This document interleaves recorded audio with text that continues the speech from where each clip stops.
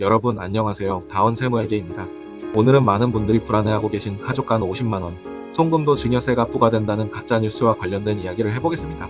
최근 유튜브나 SNS를 보신 분들은 이런 영상이나 글을 보셨을 거예요. 국세청이 8월부터 인공지능 그러니까 AI를 이용해서 개인 금융거래를 전부 감시한다. 그리고 가족끼리 50만원만 송금해도 증여세를 부과한다. 이런 식의 이야기가 돌고 있습니다. 자, 그런데 이건 전혀 사실이 아닙니다. 국세청에서 바로 보도 설명 자료를 내면서 이런 소문은 허위고 사실이 아니라고 못 박았습니다. 그럼 왜 이런 말이 돌게 됐을까요? 요즘은 AI, 빅데이터 같은 단어가 붙으면 뭔가 진짜 같아 보이잖아요. 국세청이 실제로 데이터 기반의 시스템을 활용하고 있는 건 사실입니다.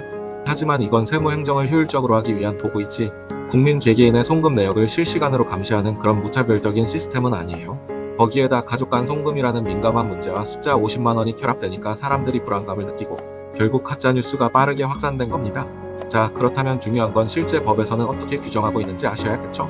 우선 증여의 개념부터 볼게요. 상속세 및 증여세법 제2조에 따르면 증여란 명칭이나 형식과 관계없이 타인에게 무상으로 재산이나 이익을 이전하는 걸 말합니다. 그러니까 가족 간 송금도 원칙적으로는 증여에 해당할 수 있는 거죠. 하지만 여기서 오해가 생깁니다. 송금을 했다고 해서 무조건 과세되는 건 아닙니다.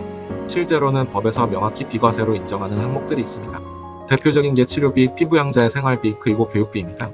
이건 사회통념상 당연히 인정되는 부분이고 증여세를 물리지 않습니다. 다만 중요한 조건이 하나 있습니다. 바로 직접 지출 요건이에요. 이게 무슨 말이냐면 해당 비용을 실제로 병원이나 학교, 임대인 계좌 같은 데에 직접 납부했을 때만 비과세로 본다는 겁니다.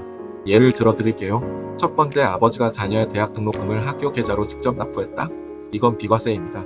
교육비에 직접 지출했으니까요. 두 번째, 딸이 혼자 사는 어머니를 위해 임대인 계좌로 월세를 대신 내줬다. 이 역시 피부양자의 생활비로 인정돼서 비과세입니다. 그런데 세 번째, 어머니에게 생활비라면서 그냥 100만원을 계좌로 송금했다. 이 경우는 조금 다릅니다. 어머니가 실제로 생활비로만 썼는지 다른 용도로 썼는지 입증하기가 어렵죠. 이런 경우엔 증여세 과세 가능성이 열려 있습니다. 마지막으로 치료비 사례를 볼까요? 아버지 병원비를 돕겠다면서 자녀가 아버지 계좌로 현금을 송금하는 경우입니다. 만약 이 돈이 병원비로만 쓰였다는 걸 입증할 수 있다면 괜찮지만 그렇지 못하면 단순한 증여로 보일 수 있습니다. 그래서 가장 안전한 방법은 병원 계좌로 바로 납부하는 겁니다. 그렇다면 또 하나 많은 분들이 걱정하는 부분, 국세청이 정말 우리 계좌를 전부 들여다보는 건 아닐까 하는 건데요. 여기에 대해선 금융실명법을 보셔야 합니다. 금융실명법 제4조에는 금융거래 정보는 비밀보장이 원칙이라고 되어 있습니다. 즉, 금융회사 종사자가 명의인의 동의 없이 거래 정보를 제공하거나 누설할 수 없다는 거예요. 물론 예외는 있습니다. 법원의 영장 또는 세법에 따른 과세자료 제출 요구 같은 경우죠. 하지만 이건 어디까지나 법에 따른 절차가 있을 때만 가능한 일입니다. 따라서 국세청이 인공지능으로 여러분 계좌를 실시간 감시한다? 이건 법적으로도 불가능한 이야기입니다. 정리를 해볼까요? 첫째, 가족 간 50만원 송금도 증여세라는 말은 가짜뉴스입니다. 국세청이 공식적으로 사실무근이라고 밝혔습니다. 둘째, 가족 간 송금이 무조건 과세되는 건 아니지만 증여세 비과세 요건을 충족해야 합니다. 특히 직접 지출 요건이 중요합니다. 셋째, 병원비, 등록금, 월세 같은 건 반드시 해당 기관 계좌로 직접 납부해야 안전합니다. 반대로 그냥 계좌로 송금해서 현금으로 사용하게 하면 과세 위험이 커질 수 있습니다. 넷째, 국세청이 여러분 계좌를 AI로 전부 감시한다는 건 법적으로 불가능합니다.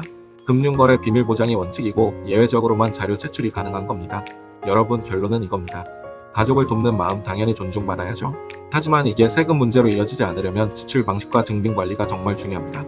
만약 생활비를 지원한다면 가능하다면 해당 비용을 직접 납부하세요. 또 모든 영수증과 거래 내역을 보관하시고요.